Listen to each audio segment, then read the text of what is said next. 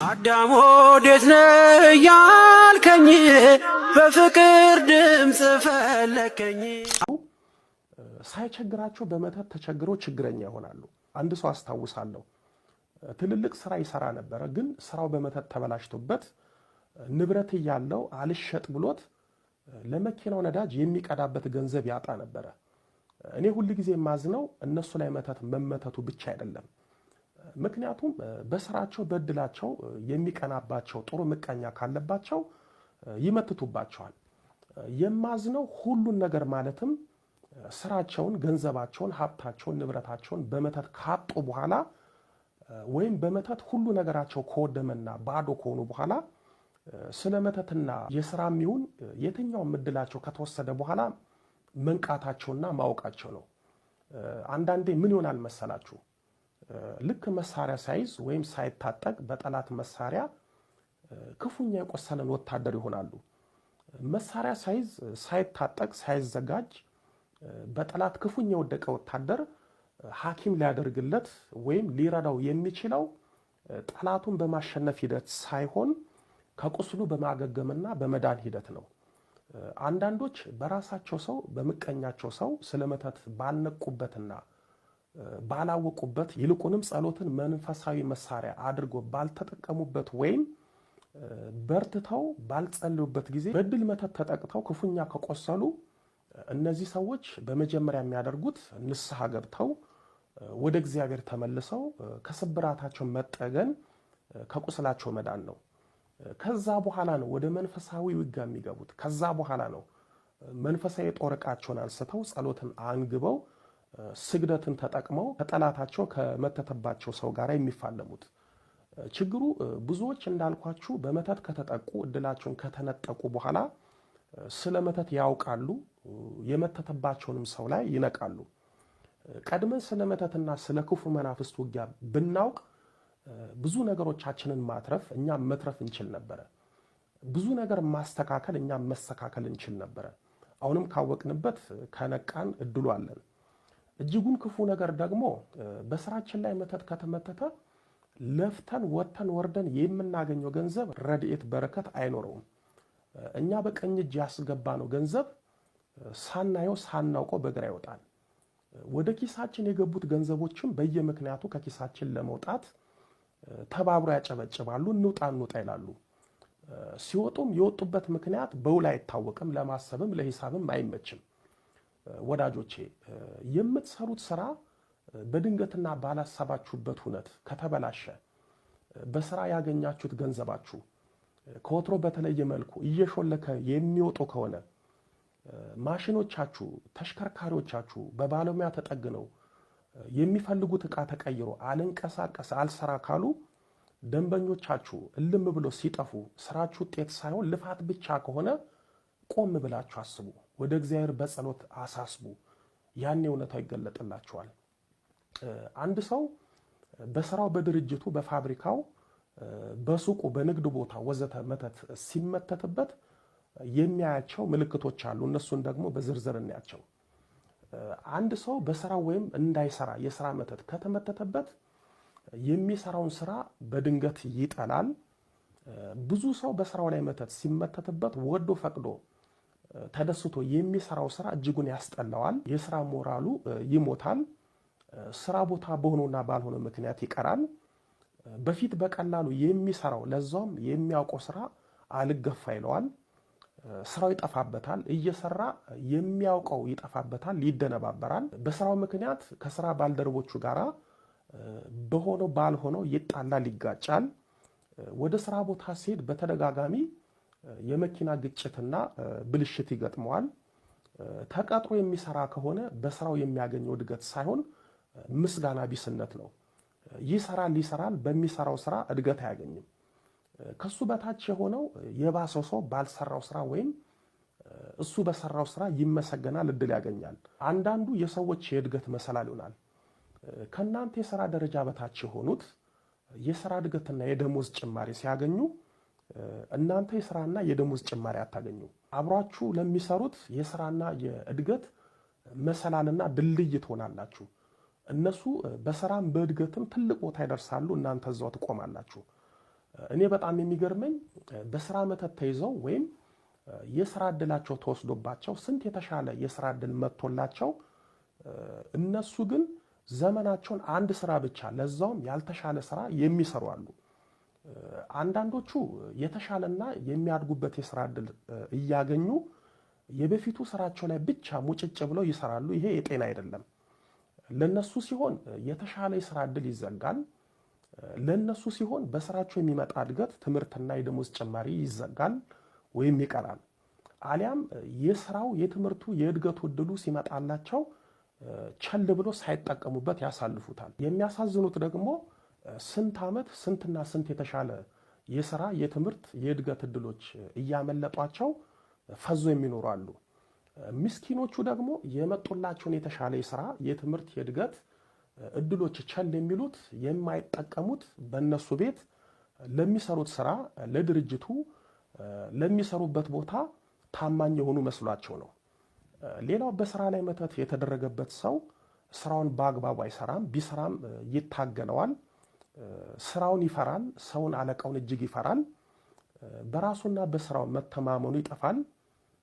እየሰራ ያልሰራ መስሎት ይጨነቃል።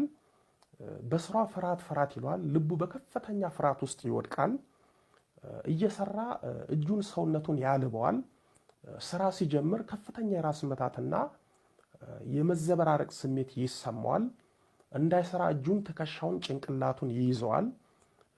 እየሰራ ያዞረዋል። ድብልቅልቅ የሚል ስሜት ይሰማዋል። ስራ ላይ ሲሆን የልብ ምቱ ይዘበራረቃል። ከፍተኛ ፍርሃት ይወድቅበታል። ሁል ጊዜ ስራን ተውተው ለቀ ውጣ የሚል ስሜት ይታገለዋል። ስራው በቀላሉ ይበላሽበታል። ስራ ላይ ሆኖ ከስራው ጋር መገናኘት ያቅተዋል። ስራውን የሚሰራው በኮምፒውተር ከሆነ ፋይሉ እዛው ሆኖ ፋይሉ ይጠፋበታል። አዲስ ኮምፒውተርም ቢሆን ያስቸግረዋል። የሚሰራበት ኮምፒውተር ሊቃጠልም ይችላል። ኮምፒውተሩ ላይ የሰራው ስራ መጨረሻ ላይ ተበላሽቶ ሊያገኘው ይችላል። በተለይ በኮምፒውተር የሚያቀርበው የስራ ፕሮጀክት ወይም ስራውን ከሆነ ፕሬዘንቴሽን ከሆነ የዛን ቀን ማቅረብ አይችልም። ወይም የሚያቀርበው ነገር ዝብርቅርቅ ይላል። አንደበቱ ይያያዛል። አሊያም ያቀረበውና የሚናገረው የሚያስረዳው ነገር የማይገናኝ ይሆናል። ወይም ኮምፒውተሩ ይበላሻል ወይም የሚያቀርበው ፋይል ይጠፋበታል። እሱ የሚሰራው ሌላ ኮምፒውተሩ ላይ የሚያየው ሌላ ይሆናል። በማያውቀው ምክንያት ከስራው ይባረራል። ጥሩ እየሰራ ለድርጅቱ ወይም ለመስሪያ ቤቱ ጠቃሚ ሰራተኛ እንደሆነ እየታወቀ በስራው ላይ የተመተተበት ወይም የታደሰበት መተት በአለቃው በሰራተኞች አድሮ ከስራው የሚባረርበትን ውሃ የማያነሳና የማያሳምን ምክንያት አስነስቶ ከስራው እንዲነሳ ወይም እንዲባረር ያደርገዋል። ይሄ የብዙ ሰራተኞች ችግር ነው። ጎበዝ ሰራተኛ ሆነው በራሳቸው በምቀኛቸው ሰው መተት ተመትቶባቸው ከስራ ይባረራሉ። በዚህም መተተኞቹ የነሱን የስራ የእድገትና የትምህርት እድል ይጠቀሙበታል።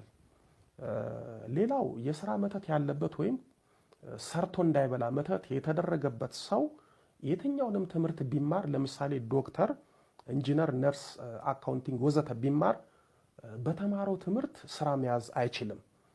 ስራ የሚገኝበት ትምህርት ቢማሩ እንኳን እንደነሱ የተማሩት በቀላሉ ስራ ያገኛሉ፣ እነሱ ስራ ያገኙ። የፈለገ የተማረ ሰው ሆኖ የስራ እድሉ በስራ መተት ከተወሰደበት ትምህርቱ ለሱ እንጀራ ሳይሆን መከራ ነው የሚሆንበት። ሰርቶ መብላት ሳይሆን ሳይሰራ መንከራተት መገለጫ ይሆናል። እሱ ጋር የተማሩት ከሱ ጋር አንድ አይነት የትምህርት ዕውቀት የያዙት ስራ ተቀጥረው ወይም የራሳቸውን ስራ ከፍተው ስራ ሲሰሩ እሱ ግን ሰርቶ ማግኘት ሳይሆን ማጣትና መንከራተት ህይወቱ ይሆናል።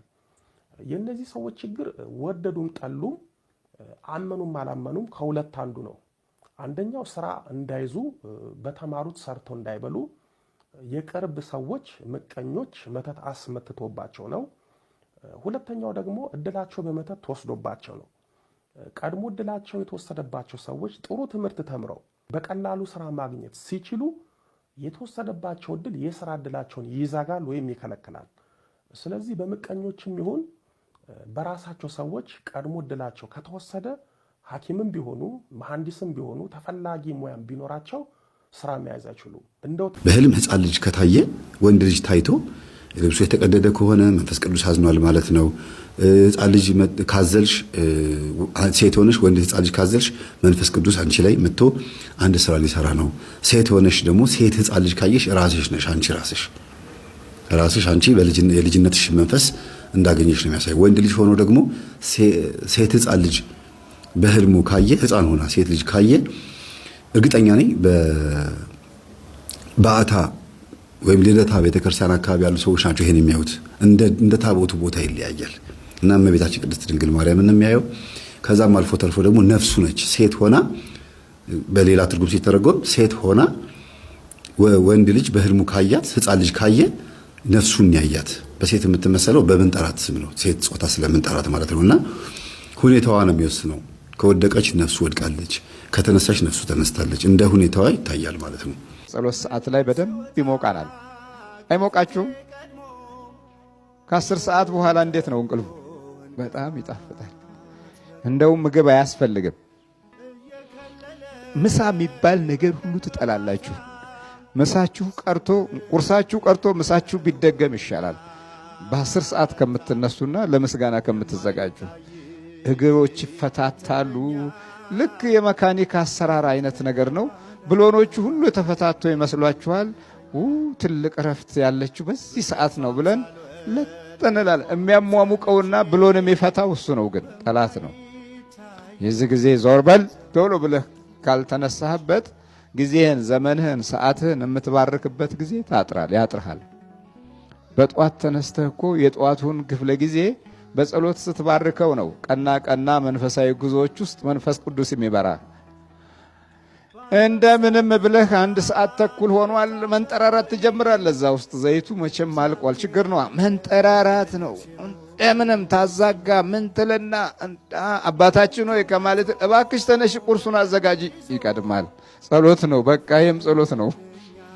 በዚህ ጊዜ ደግሞ ትንሽ አሁን የሚደባበትህና እስቲ ቆይ ሰዓት አለች መሰለኝ ትልና እንደገና ደግሞ እዛችሁ ለሽፈንፈን 2 ሰዓት ሊሞላ ነው። ሰዓት ደረሰ ወይ ቢሮ ወይ ስራ ወይ ቀጠሮ መርበትበት እንጀምራለን። ከዛ በኋላ አይ እሱ ያውቀዋል ብለን እንደገና ወይ አባታችን ሆይም በድንግርግርታው የእመቤታችንን ሳንጨምር ያውቀዋል ብለን ፈትለክ ብለን እንወጣለን።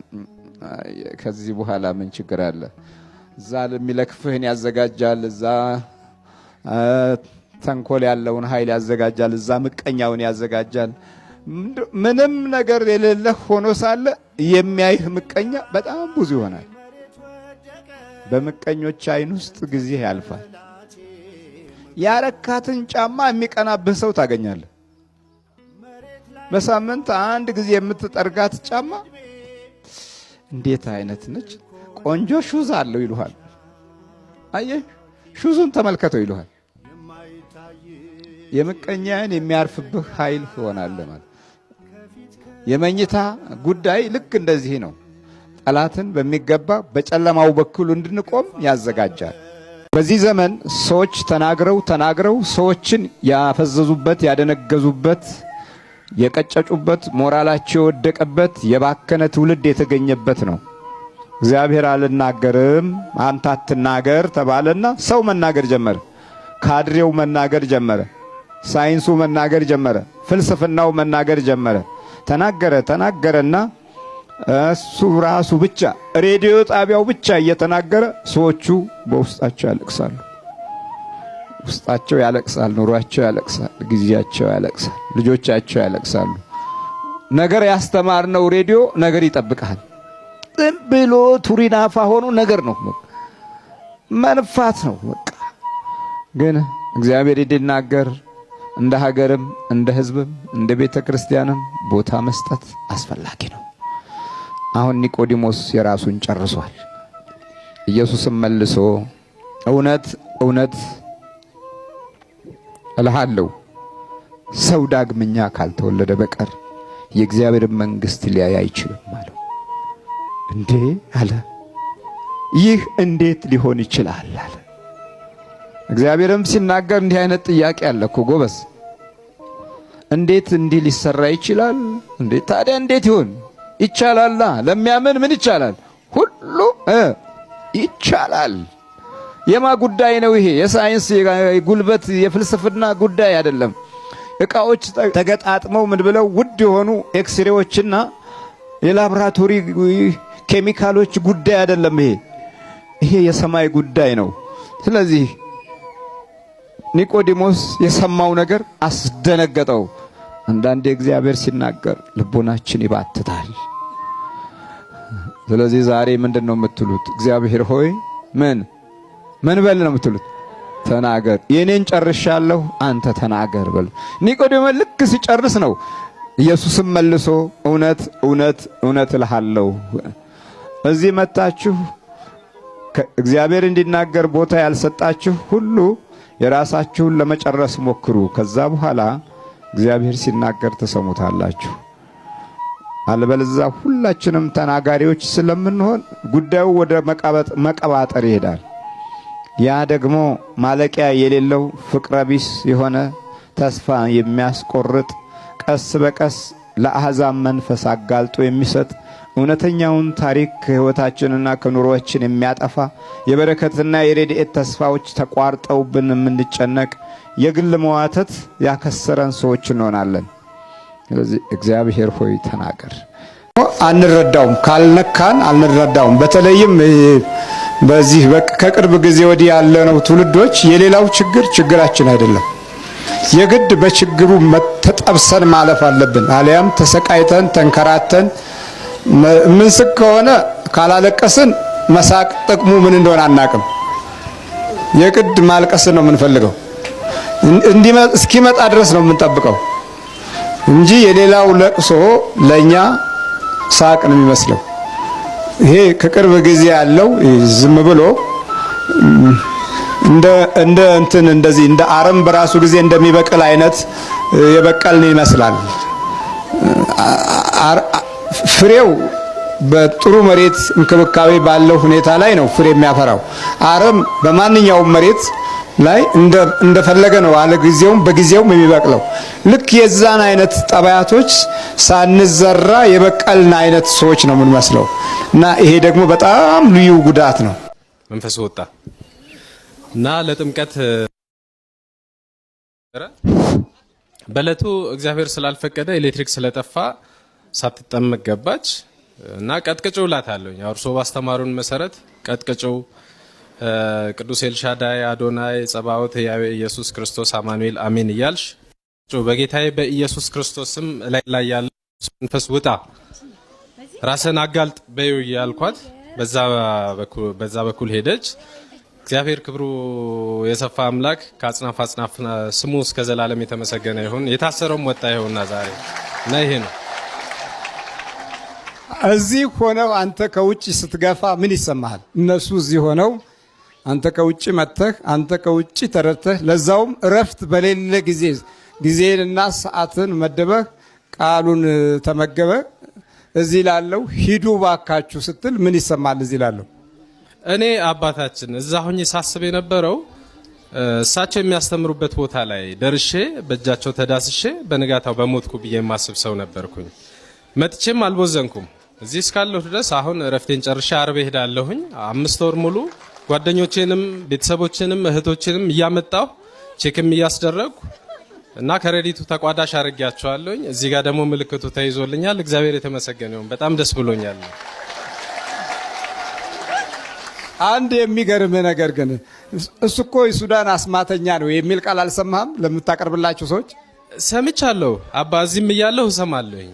ግን ምንድነው ነገሮችን ከማየቴ በፊት ወደ ውሳኔ ስለማልሄድ ትምህርቱን በፊት መስማት አለብኝ። አልሰማም ስለማንኛውም ነገር ብዬ ቆይስቲ ብዬ ሼልፍ ላይ ያሉትን ኢንተርኔት ላይ ሁሉንም አዳመጥኩኝ እና በዚህ ዘመን እግዚአብሔር መመስገኛው የሚሆን ቅዱስ የሆነ አንደበት ከፍቶ ትክክለኛውን ትምህርት ህዝበ ክርስቲያን መንጋው እንዳይበተን እግዚአብሔር በዘመናችን ያነሳቸው ትልቅ አባት ናቸው ብዬ ስላመንኩና ከትምህርቱም ስለተረዳው ህይወቴም ስለተለወጠበት ትላንት ማታም ከሰዎች ጋር በእርሶ ዙሪያ የጨዋታ ተነስቶ ማወቅ የማቀውን አህል ሐቁን ያየሁትን የዳንኩበትን ሁሉን ነገር መስክሬያለሁ። ወደፊትም መሰክራለሁኝ አባ።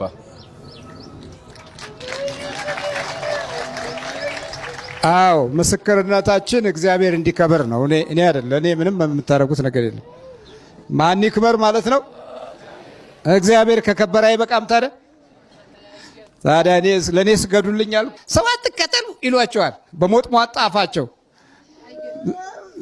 ይሄ እንዴት ነው? ሰው አትከተሉ ይላል። እነሱ ስትከተሏቸው ግን ደስ ይላቸዋል።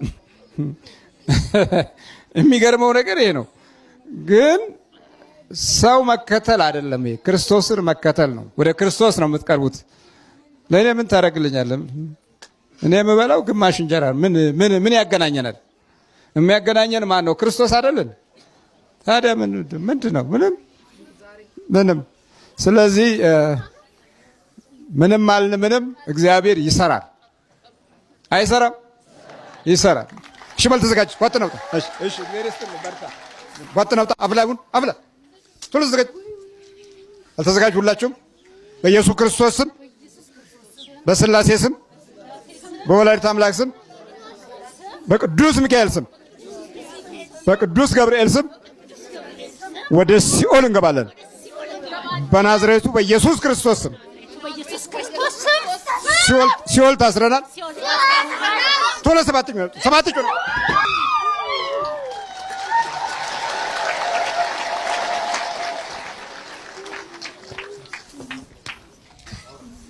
እቤት ቁጭ ብለን ምንም ሳንሰራ ስንገላበጥ ስንፈራገጥ ወይ ቴሌቪዥን ስንከፍት ወይ የሆነ ነገር ስናይ ይህንን መከረኛ ዩቲዩብ ቲክቶኩን ስንጎረግር ስንፈዝ ስንደነዝዝ ሳንጸልይ የትም ቤተ ክርስቲያን ሳንሄድ ሳንሳለም እቤት ውስጥ መንግስት ያላወቀን እስረኛ ሆነን እንውላለን።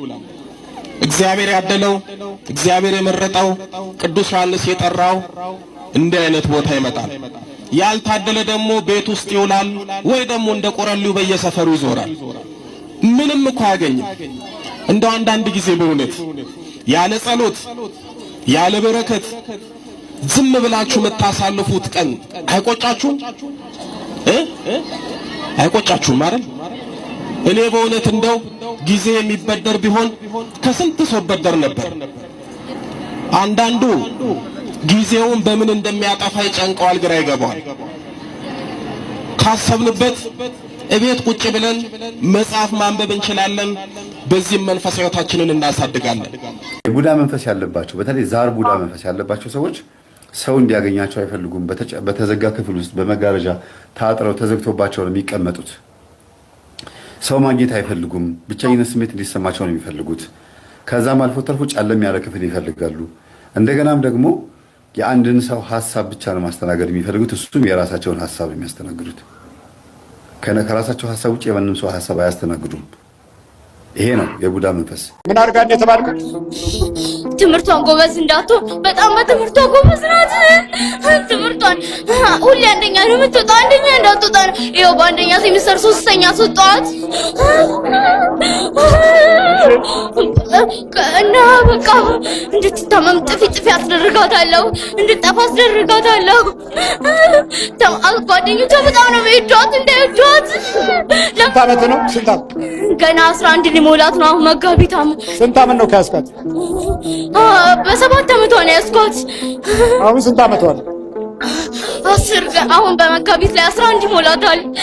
አንተ ስንት ዓመት ነው ከያዝካት? ከ6 ዓመቷ ጀምሮ ነው ያዝኳት። አሁን ስንት ዓመቷ ነው?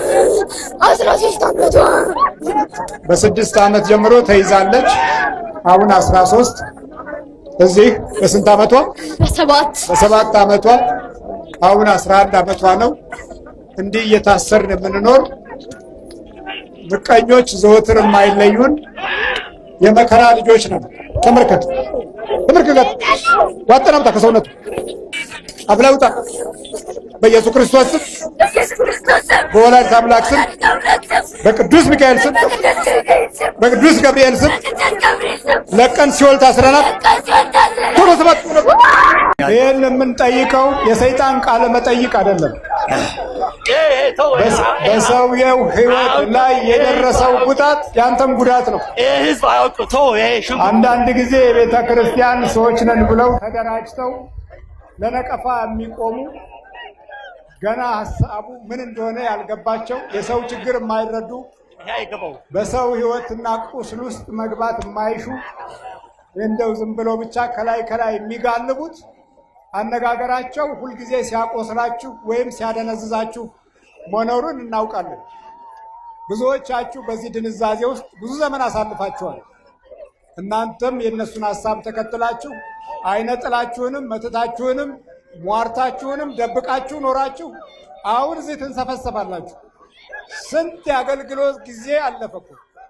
ወሬ ስናወራ አንዴ ሱዳን መተት ነው፣ አንዴ መቅጠሪያው ምናምን ነው፣ አንዴ ምናምን ነው ስንል ስንጃጃል አሁን ጊዜው ጠበበ። አየህ፣ በህይወቱ ላይ ስለ ኃጢአቱ አይደለም የምጠይቀው፣ ስለ በደሉ አይደለም የምጠይቀው በኑሮ ውስጥ ስላደረሰበት በእድር ውስጥ ስላደረሰው ጉዳት ነው። አዳም ወዴት ነህ ያልከኝ በፍቅር ድምፅ ፈለከኝ። አልብሰኝ ነጩን ልብስ እወድሃለሁ ኢየሱስ፣ አከብረሃለሁ ክርስቶስ።